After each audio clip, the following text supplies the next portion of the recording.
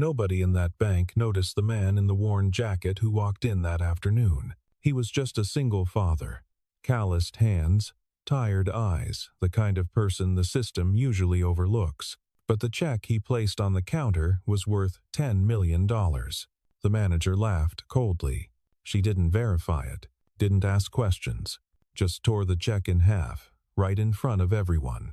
10 minutes later, her boss walked in, looked at that man, and called him by a single word. Approximately 600 words. Daniel Moore woke at 5:30, same time every morning for the past 2 years. The apartment was quiet. Gray light came through the window over the kitchen sink. He made coffee in the old machine that clicked and wheezed, then started on Lily's lunch. Peanut butter sandwich, apple slices, juice box. The brown bag had her name written in marker. At 6:15, he heard her door open. "Morning, Dad." "Morning, sweetheart." She was 8. Brown hair in a ponytail he'd learned to make from a video. School uniform, mostly clean. Shoes that were getting too small but would last another month. They ate breakfast without talking much. Cereal. Toast. The kind of comfortable silence people have when they're used to each other. "Mrs. Patterson will pick you up today," he said. "Again? I have something to do in the city. Won't be long." "Okay." She didn't complain. She never did. At 7:40, they walked 3 blocks to the bus stop. Other parents were there. Clean cars. Nice coats. They nodded at Daniel, but didn't really see him. He was furniture in their neighborhood. The single dad who worked weird hours and wore the same jacket all winter. The bus came. Lily hugged him. "Love you, Dad." "Love you too." He watched until the bus turned the corner. Then he walked back home, showered, and got dressed. Clean jeans. The jacket with the worn collar. Boots that needed new soles. He looked in the mirror and knew exactly what people would see. A guy barely holding on. The envelope was in his desk drawer. White. Unsealed. He'd put it there 2 days ago after the wire came through. Inside was a check. Single piece of paper. His name.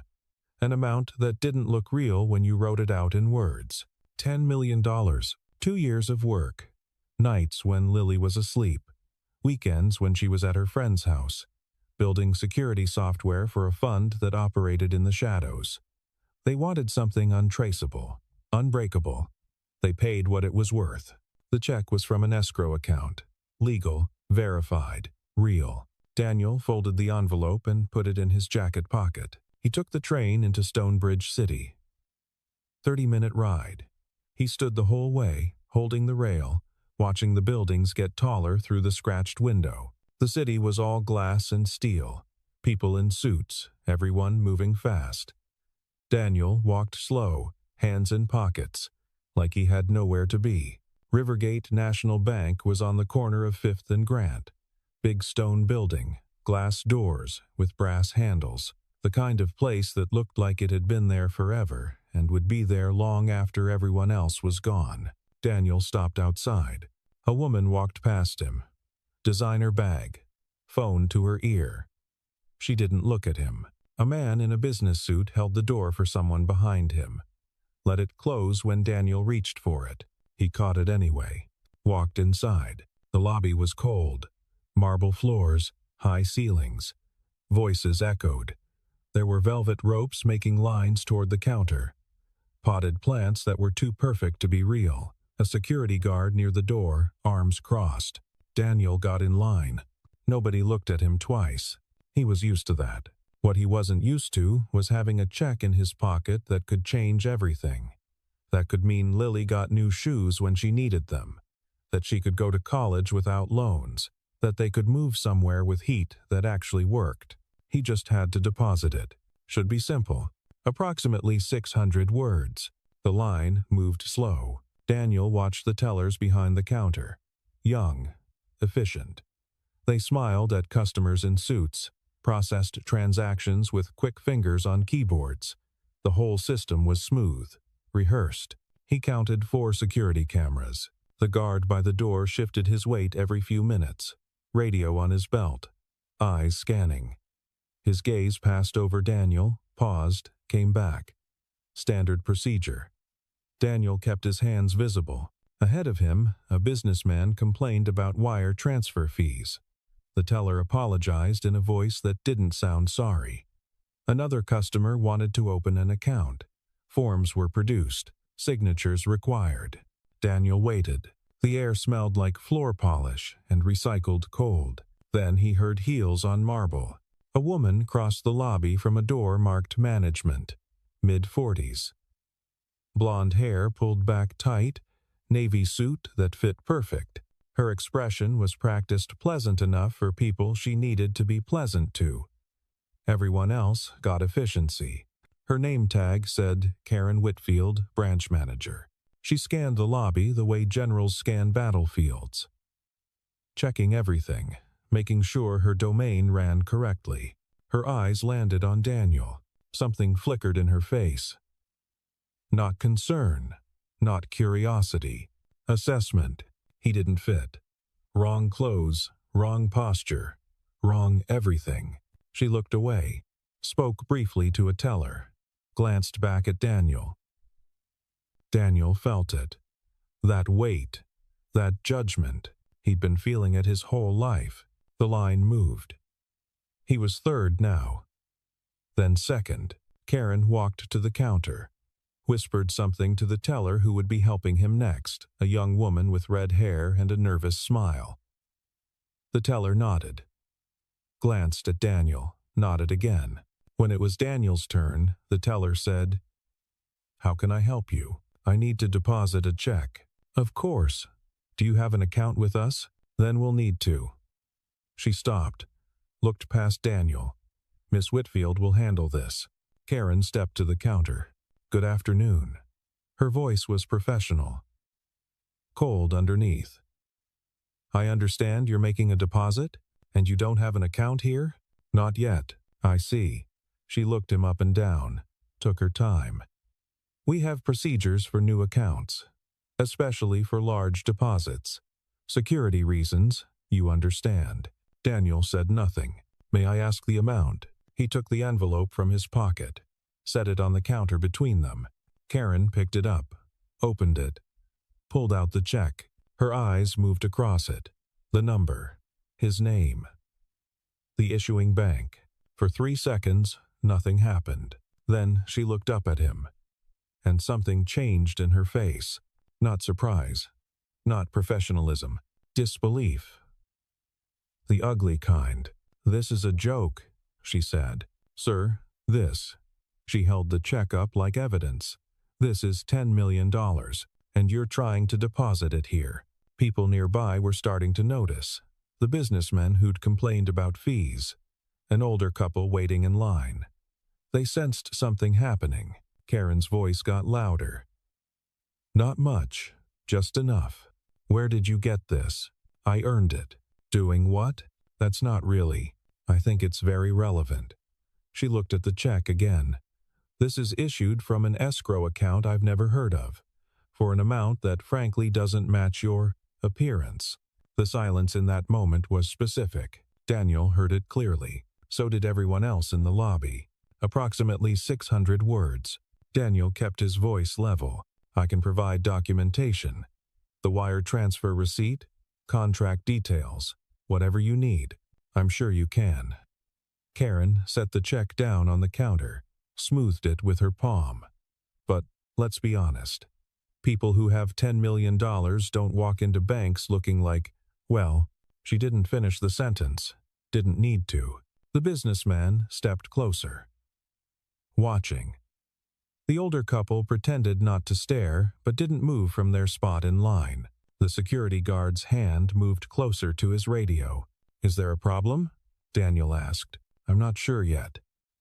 Karen picked up the check again, held it up to the light like she was checking for watermarks. "These days, you can print anything, make it look official. People come in here all the time with fake checks, fake IDs, fake stories. It's not fake. So you say, call the issuing bank, verify it." "Oh, I will." She smiled. It didn't reach her eyes. "But first, I need to ask you some questions. for security purposes. You understand. I've answered your questions. Not all of them. She leaned forward slightly. Where do you live? Stonebridge. Where in Stonebridge? The West Side. West Side. She said it like it explained everything. And what do you do for work? Software development. Software. Another smile. And your employer? I'm independent. Independent. She set the check down again. Crossed her arms. So you're telling me that you, an independent software developer from the West Side, earned $10 million, and you're just now coming to deposit it?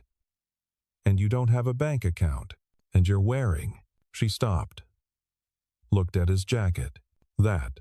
The businessman laughed. Short. Quiet. But everyone heard it. Daniel felt something shift in his chest. Not anger. Something colder. Are you going to verify the check? He asked.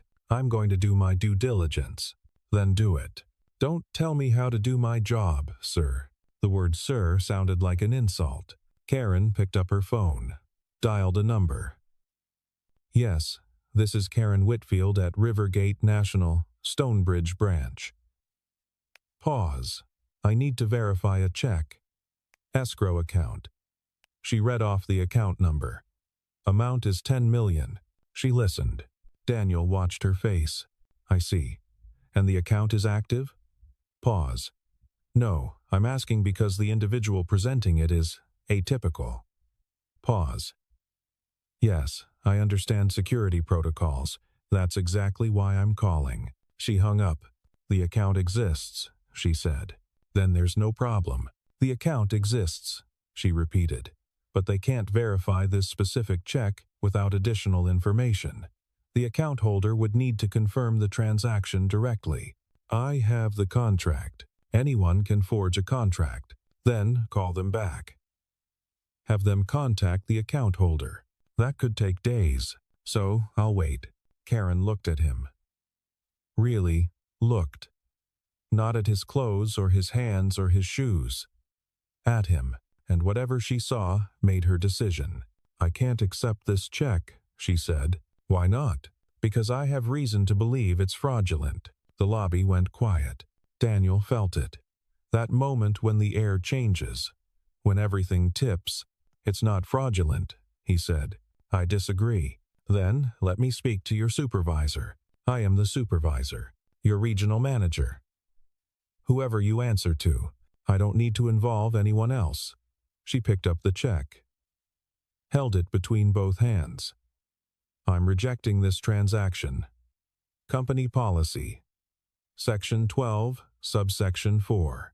I have the authority to refuse any deposit I deem suspicious. You haven't even verified. I don't need to. Approximately 600 words. Karen raised her voice. Not shouting, but loud enough that everyone in the lobby could hear clearly. Sir, I'm going to have to ask you to leave. Daniel didn't move. This is a legitimate check, he said quietly. That's your claim. But based on my professional judgment... She looked around at the small crowd that had gathered. Playing to them now. This appears to be an attempted fraud. The businessman stepped back. Like fraud might be contagious. The older woman clutched her purse tighter. Karen gestured to the security guard. Thomas, please escort this gentleman out. Thomas was mid-30s, ex-military bearing. He approached slowly, one hand near his belt. Sir, you need to come with me. Daniel looked at him, then at Karen, then at the check still in her hands. I'm not leaving without that check. This check is now evidence, Karen said. I'll be reporting this to the authorities. Evidence of what? Attempted bank fraud. The words landed like stones. Daniel felt the shift. The way people lean away from you. The way you become something other than human. A problem. A threat. I haven't committed fraud, he said. That will be determined by the proper authorities. You haven't verified anything. You've made an assumption based on... He stopped. Because saying it out loud would make it real, would give it power. But Karen said it for him. based on the fact that you don't look like someone who has $10 million. She held up the check. This is either stolen, forged, or part of some scheme, and I'm not going to let my bank be used for money laundering or fraud. I can prove. Thomas. The guard stepped closer. His hand was on his radio now. Sir, please don't make this difficult. Daniel looked around the lobby, at the faces watching him. None of them saw a man. They saw a story they'd tell later. Did you hear what happened at the bank? Some guy tried to deposit a fake check. $10 million. Can you imagine? He looked back at Karen. I'd like that check back, he said. I told you. It's evidence. It's my property. It's fraudulent property. You haven't proven that. I don't need to prove it. I just need reasonable suspicion. And I have plenty. She was enjoying this. Daniel could see it. The way her shoulders were back. The slight upturn at the corner of her mouth. You know what I think? Karen set the check on the counter again, smoothed it flat with her palm. I think you found this, or someone gave it to you, and you thought you'd walk in here and try your luck, figured maybe we wouldn't check, maybe we'd just process it and you'd disappear with the money. That's not, but you picked the wrong bank, and the wrong manager. She looked at Thomas. Please remove him from the building. Ma'am, I really think. Now, Thomas. The guard reached for Daniel's arm. Daniel pulled back. Not aggressive. Don't touch me. I'm leaving. Just give me the check. Karen picked it up again, held it in both hands, and smiled. No, she said. Approximately 500 words. Karen held the check at both ends. This is what I think of fraud. And she tore it in half. The sound was small, just paper ripping, but in that marble lobby, it echoed. She wasn't done. She tore it again. And again. Pieces getting smaller. Confetti made from Daniel's future. The older woman gasped. The businessman said, Jesus. Thomas the guard stopped moving. Karen let the pieces fall onto the counter. Little white and blue fragments. Numbers and signatures torn apart. There, she said. Problem solved. Daniel stared at the pieces. 2 years of work. Every late night, every weekend, every hour away from Lily. Gone. Not stolen. Not lost. Destroyed. By someone who'd decided he wasn't worth the effort of a phone call. His hands were shaking. He put them in his pockets. That was my check, he said. His voice sounded far away. That was evidence of fraud, Karen corrected, and I disposed of it accordingly. You can't. I can. And I did. Company policy allows me to confiscate and destroy fraudulent instruments to prevent them from being used again. She crossed her arms. You're lucky I'm not pressing charges. Daniel looked at her. She believed she was right. Believed she was protecting the bank. Protecting customers. Doing her job. And maybe that was the worst part. Not malice. Not cruelty.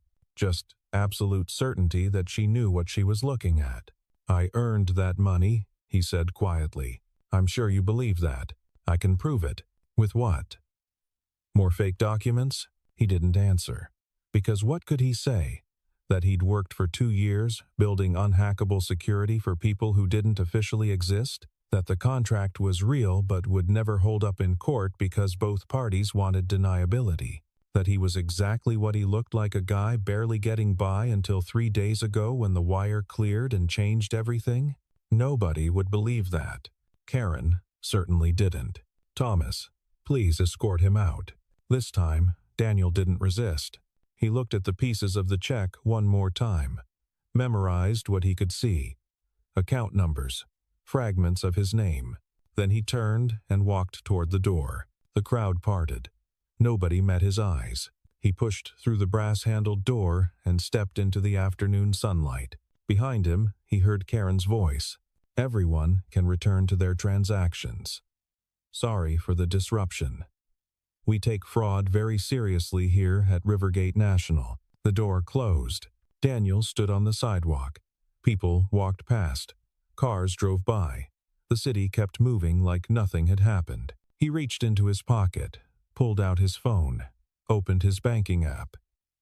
The escrow account showed a zero balance, because the check had cleared out the full amount, and that check was now in pieces on a counter. He put the phone away, started walking, had no idea where he was going. Approximately 500 words. Daniel walked 3 blocks before he stopped. He was standing in front of a coffee shop. Through the window, he could see people at laptops. Students studying. Someone reading a newspaper. Normal life?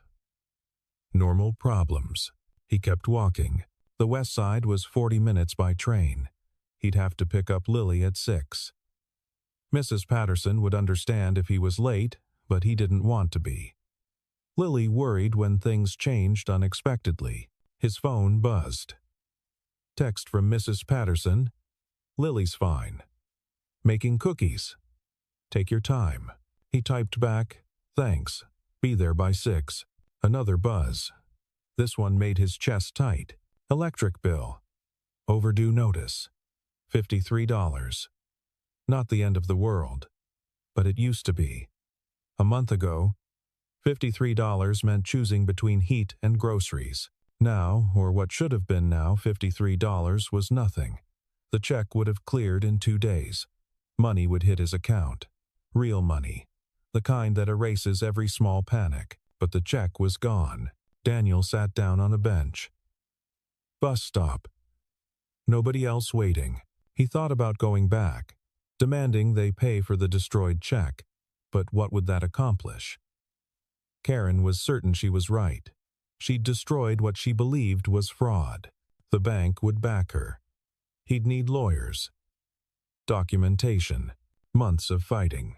And meanwhile, Lily needed new shoes. The rent was due in 12 days. His laptop was dying. He needed it for work. He thought about the people who'd paid him. The quiet fund that operated in legal gray areas. They wouldn't issue another check.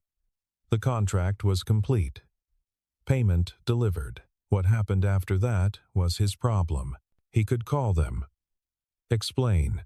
But they didn't take calls. That was the whole point. You did the work. They paid. Everyone went their separate ways. He'd signed papers acknowledging he understood the risks of anonymity. This was one of those risks. Daniel checked the time. 4:20. If he caught the 4:40 train, he'd be home by 5:30. Enough time to pull together something for dinner. Maybe they'd watch a movie. Lily liked the old animated ones. She'd seen them all a dozen times but always wanted to watch again. He stood up, brushed off his jacket, started toward the train station, then stopped. A black car was pulling up in front of the bank. Town car, professional driver. Back door opened and a woman stepped out. 50s, gray suit, red scarf. She moved like someone used to being in charge. She walked straight to the bank entrance. Didn't pause, didn't look around. The door opened before she reached it. Someone inside had seen her coming. Daniel watched her disappear inside. Something in his gut twisted. He wasn't sure why. He should leave, catch his train, get back to Lily. But his feet didn't move. He stayed on that bench, watching the bank entrance, waiting. For what? He didn't know. Approximately 600 words. 5 minutes passed. Daniel was about to leave when the bank door opened again. The woman in the gray suit stood in the doorway. Her eyes found him. She walked across the sidewalk. Steady. Deliberate. Daniel stood up as she approached. Mr. Moore? He blinked. Yes? My name is Evelyn Cross. I'm the regional director for Rivergate National. She extended her hand. He shook it. Her grip was firm. I believe there's been a serious problem, she said. You could say that. Would you mind coming back inside? I think we need to have a conversation. Daniel looked past her at the bank. I'm not sure that's a good idea. I understand your hesitation. But I promise you things are going to be handled very differently this time. Who told you what happened? The security guard. Thomas Brennan. He called me directly 20 minutes ago, said something felt wrong about the situation and thought I should know immediately. Daniel looked at her, trying to read what was real and what was performance. Miss Whitfield destroyed my check, he said. I know. She accused me of fraud. I know that too. So why would I come back in? Evelyn's expression didn't change. Because what happened to you was unacceptable, and because I'd like the opportunity to correct it. But I can't do that if you're standing out here. A bus pulled up to the stop. Doors opened. Nobody got off. The driver looked at Daniel. He waved him on. The bus pulled away. One condition, Daniel said. What's that? She doesn't touch anything related to my account. Ever.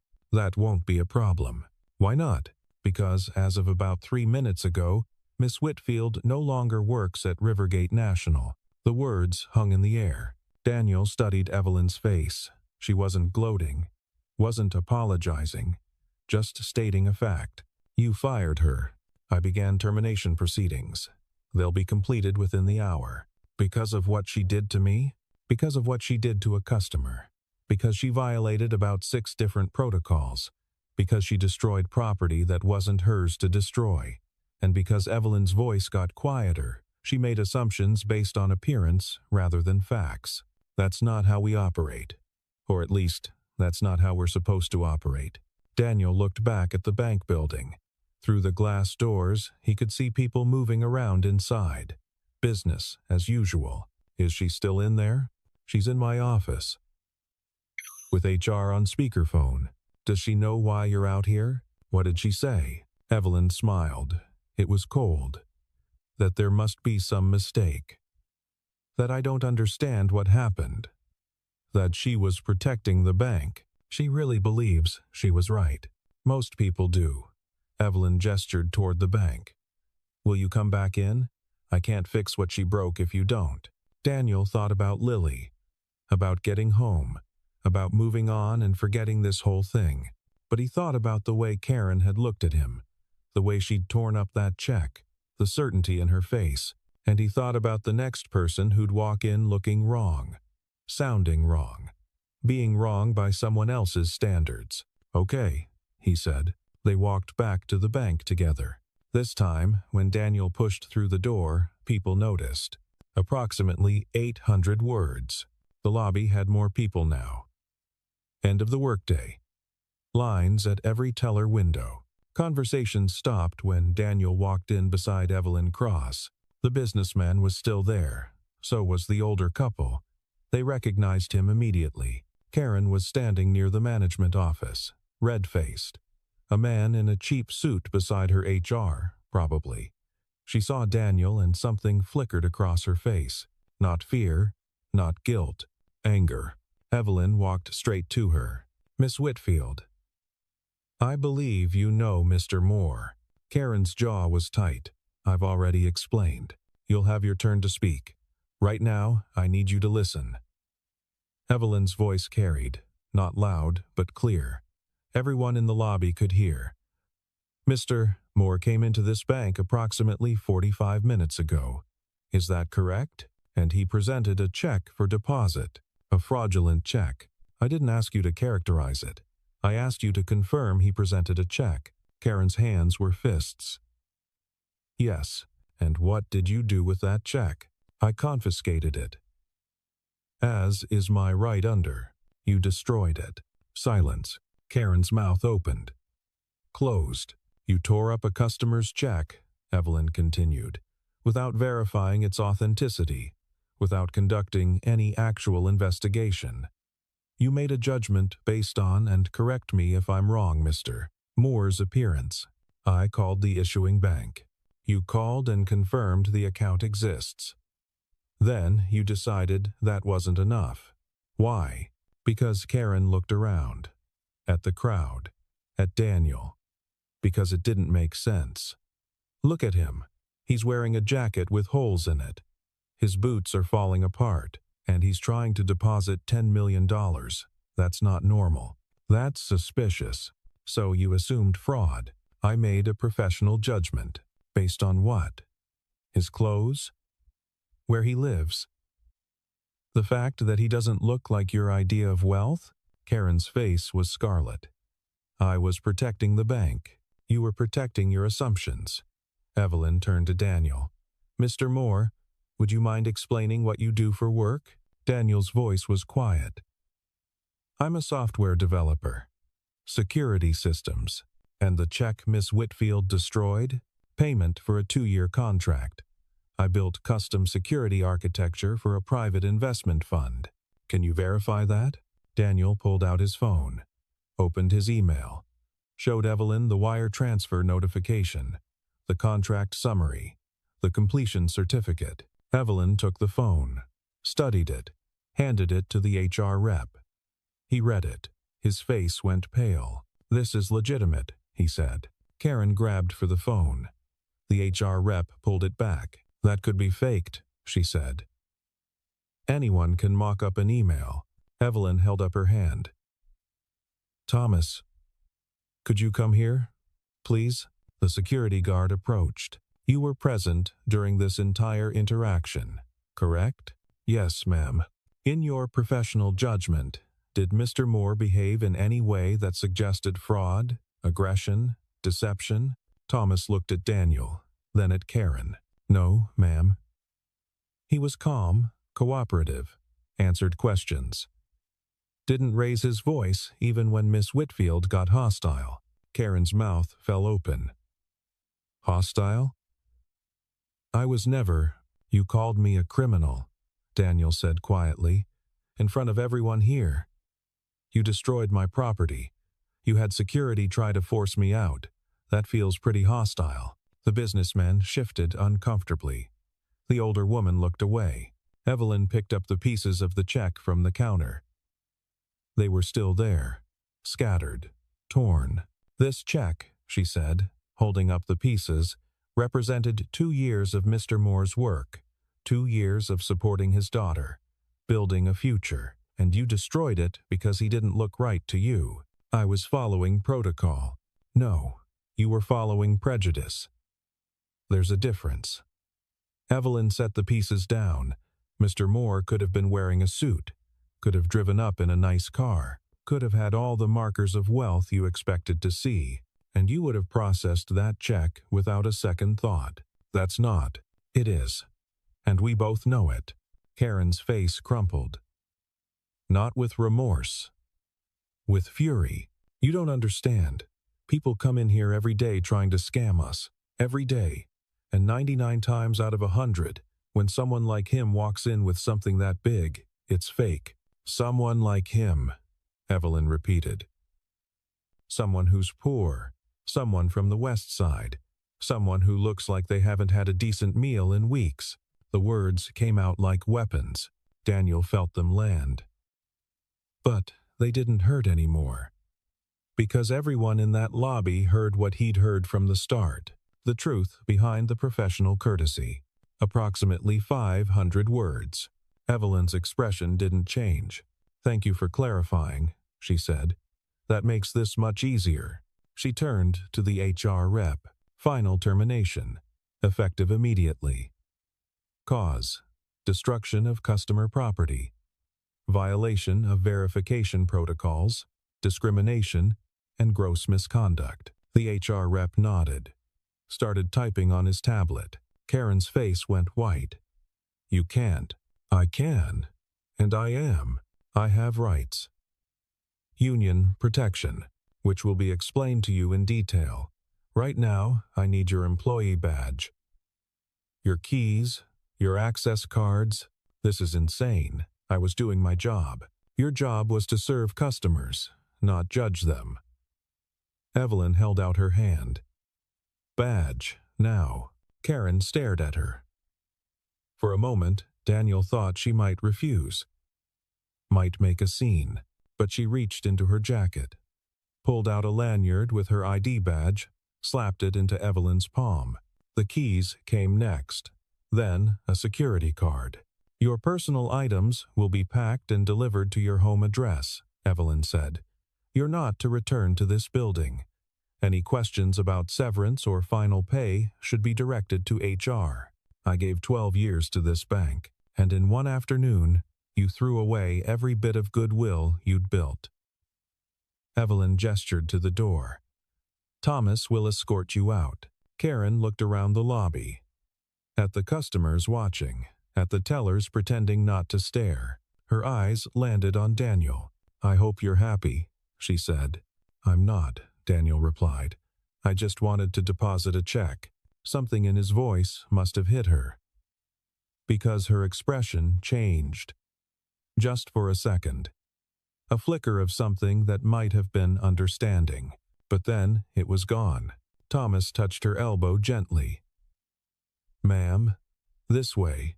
They walked to the door. Everyone watched. The businessman, the older couple, the tellers, all of them witnessing the cost of being wrong. The door closed behind them. The lobby was quiet. Evelyn turned to the crowd. "I apologize that you all had to witness that, but I want to be very clear about something. Rivergate National serves everyone, regardless of how you're dressed, where you're from, what you look like. If you ever feel you've been treated unfairly here, you have my personal number." She pulled out business cards, started handing them to people. "We're better than what you saw today. I promise you that." The older woman took a card. "Thank you," she said quietly. Conversations started up again. Slowly, people returned to their transactions. The moment was breaking apart. Evelyn turned to Daniel. "I have paperwork for you to sign, complaint forms, incident reports, and we need to issue a new check. How long will that take? For the check? 10 minutes. For the paperwork? Maybe an hour." Daniel pulled out his phone. Texted Mrs. Patterson. "Going to be later than expected." Response came back fast. "No problem. Lily and I are having a tea party. Take your time." He looked at Evelyn. "Okay." Approximately 800 words. Evelyn led him to a private office. Not Karen's old space, a larger room. Wood desk, leather chairs, windows overlooking the street. "Sit," she said. Daniel sat. She took the chair across from him. Not behind the desk. Face to face. "First," she said, "I'm sorry. What happened to you should never happen. Not here. Not anywhere. You already fired her. That's more than most places would do. It's the minimum we should do." Evelyn pulled out a tablet. Started typing. "The check will be reissued by the escrow company. I've already contacted them. They're sending it by secure courier. Should be here by tomorrow morning." "They believed you?" "I sent them the security footage. They saw everything." Daniel blinked. "There's footage?" "Of course. Every transaction.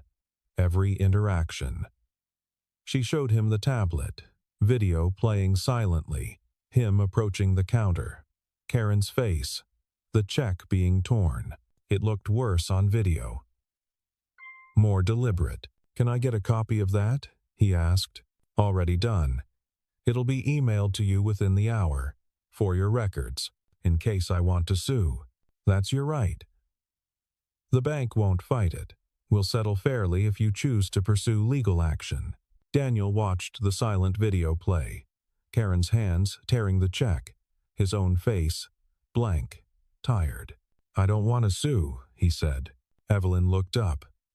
"No, I just want to deposit the check. Move on.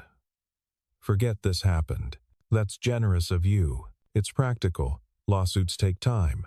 Energy. I have a daughter. She needs me focused on her, not on being angry." Evelyn studied him. "Can I ask you something?"